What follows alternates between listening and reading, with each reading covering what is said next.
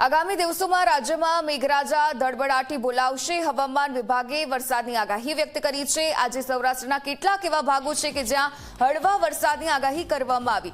40 થી 50 કિલોમીટર પ્રતિ કલાકની ઝડપે પવન ફૂંકાશે। આ સાથે ગાજવીજ અને પવનના સુસવાટા સાથે વરસાદ વરસી શકે છે। આગામી 2 થી 3 દિવસમાં ચોમાસું કેરળમાંથી આગળ વધશે।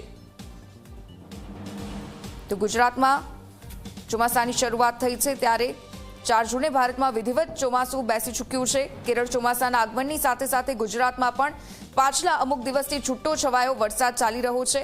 અત્રે નોંધનીય છે કે સામાન્ય રીતે ભારતમાં ચોમાસું 1 જૂને બેસી જતું હોય છે, પરંતુ આ વખતે 3 દિવસ મોડું થયું છે। તો બીજી તરફ ભારતના હવામાન વિભાગ અને વિશ્વાસપાત્ર હવામાન એજન્સીઓએ પણ ભારતમાં જે રીતે જૂનથી સપ્ટેમ્બરના 4 માસમાં સરેરાશ કરતાં ઓછો વરસાદ પડવાની અને સરેરાશ કરતાં વધુ વરસાદ પડવાની આગાહી વ્યક્ત કરી છે।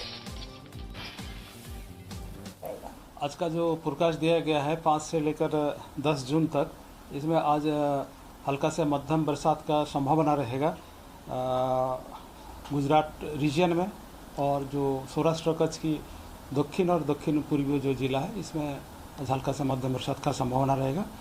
इसके साथ आपका थंडरस्टॉर्म का भी वार्निंग दिया गया है। मेघ गर्जना के साथ बिजली गिरने का संभावना रहेगा। जो विंड स्पीड हवा का झोंका जो रहेगा 40 से 50 किलोमीटर प्रति घंटा होने का संभावना रहेगा। उसके आगे हल्का से मध्यम बरसात का संभावना रहेगा दोनों क्षेत्र में, गुजरात रीजन और सौराष्ट्र कच्छ का जो ज़िला है इसमें कुछ ही ज़िला में हल्का से मध्यम बरसात का संभावना है।